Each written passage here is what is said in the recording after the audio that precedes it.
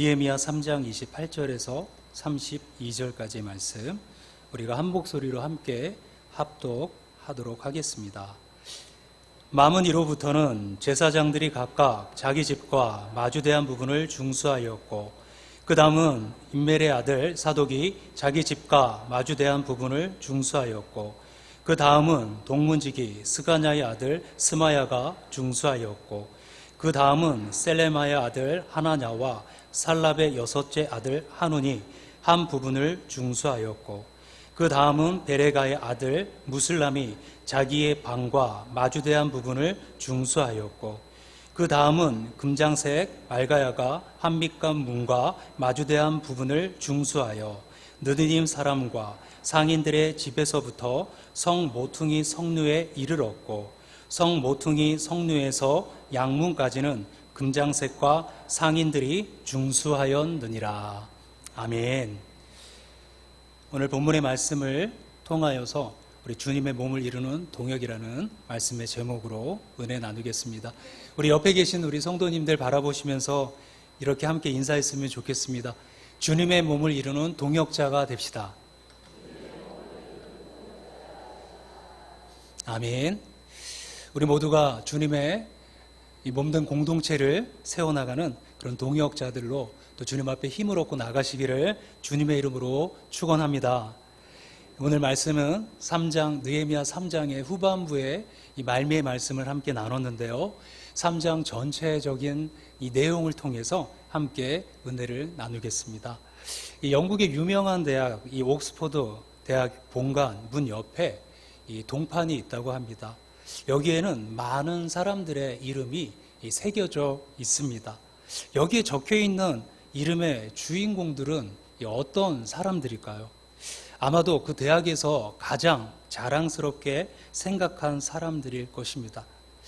그런데 우리가 그 사람들이 어떤 사람들인가를 살펴보니까 국가적인 전쟁에서 목숨을 잃은 이 졸업생과 재학생들이었다라는 것입니다.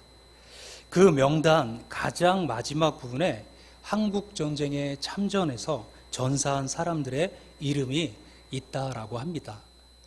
옥스퍼드가 자랑스럽게 기억하고 있는 사람들은 어떤 명예나 부를 이루고 그리고 세상에 자랑이 될 만한 그런 사람들이 아니라 국가를 위해서 죽음을 무릅쓰고 싸워서 결국 꽃다운 아이의 목숨을 다한 사람들이었습니다.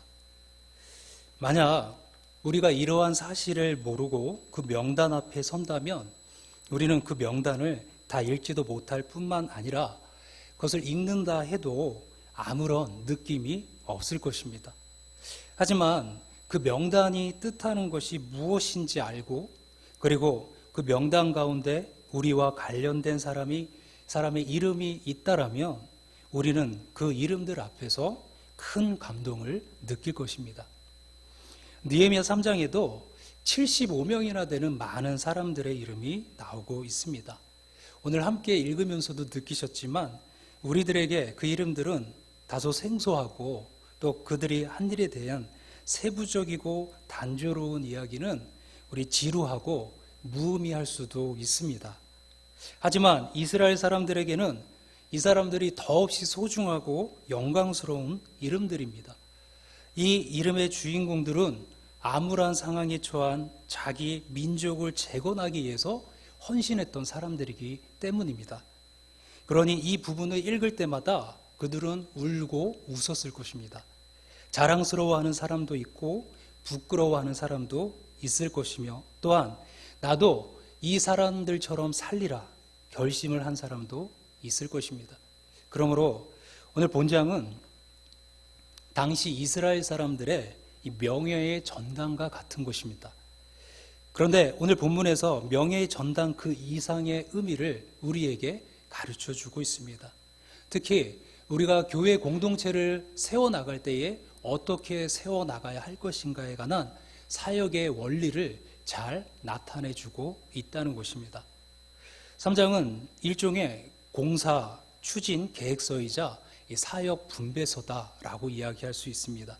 2장 마지막 부분에서 느헤미야는 함께 성취해야 할 비전, 곧 성벽 공사를 제시했고 그리고 백성들의 전폭적인 지지를 끌어냅니다.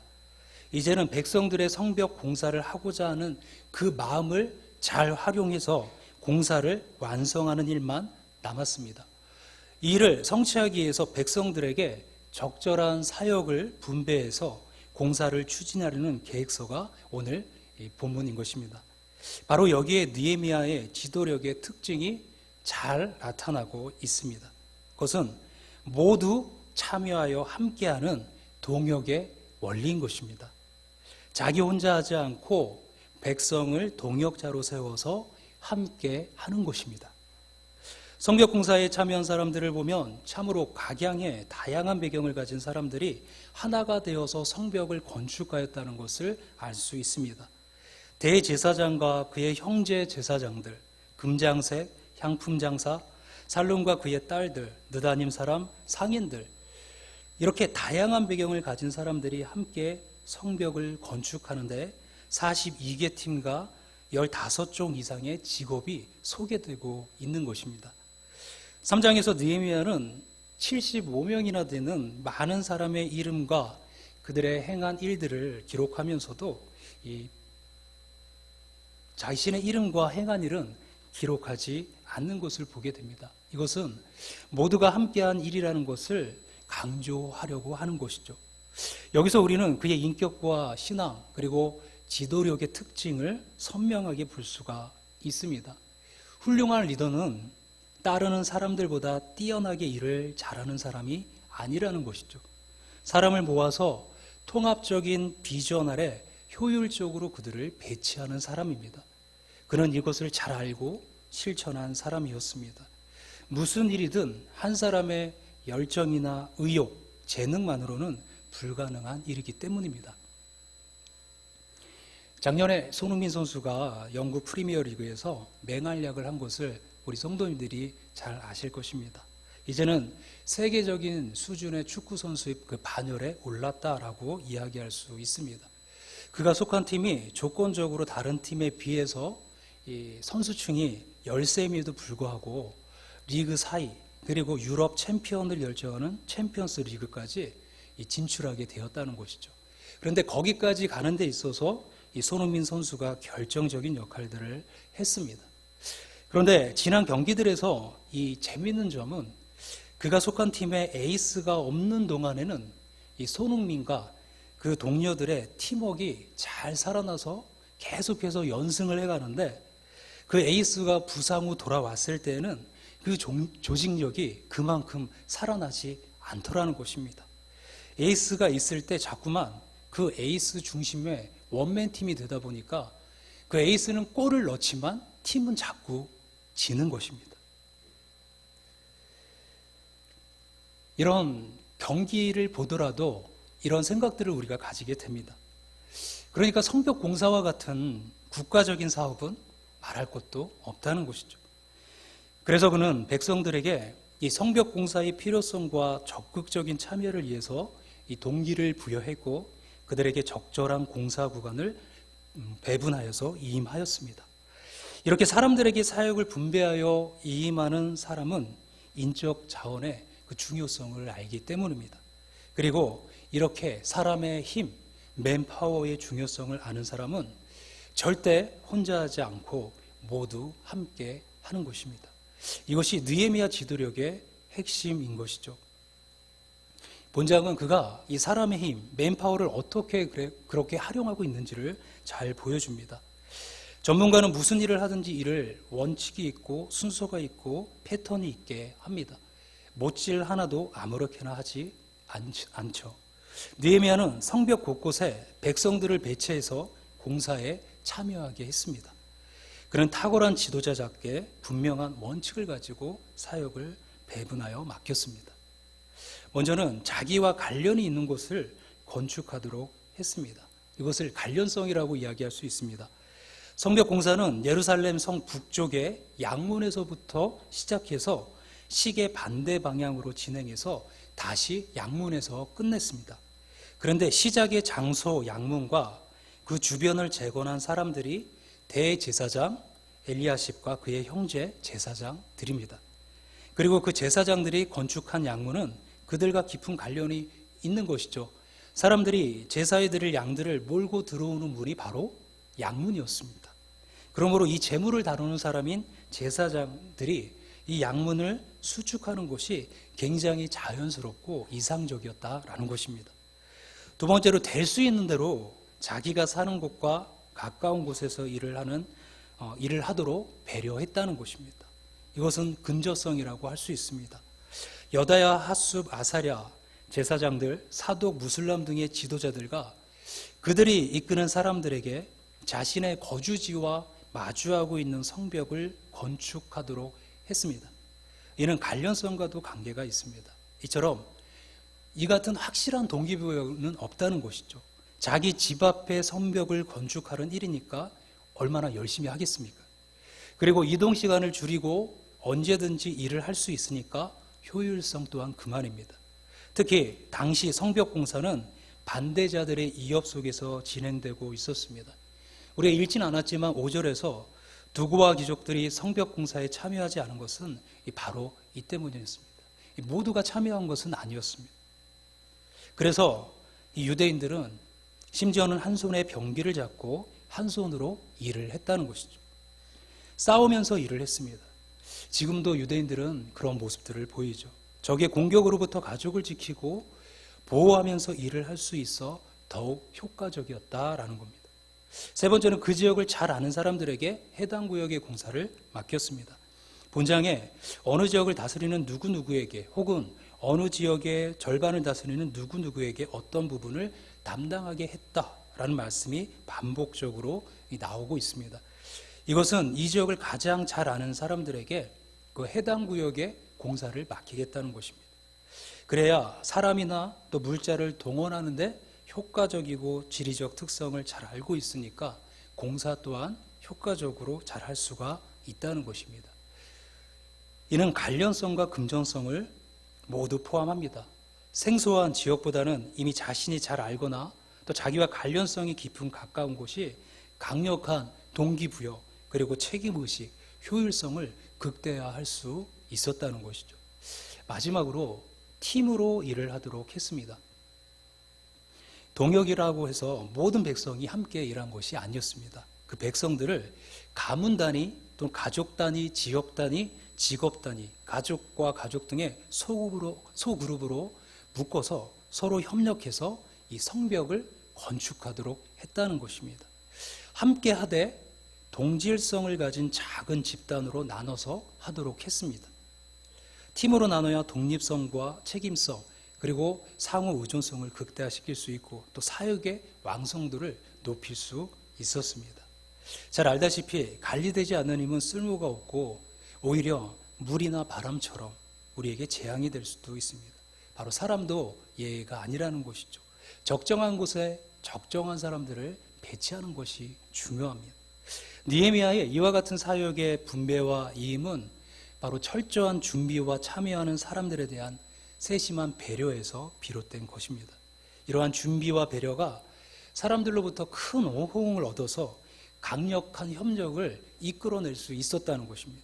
그래서 거의 200년 동안 방치되었던 성벽 공사를 단 52일이라는 짧은 시간에 끝낼 수 있었던 것입니다.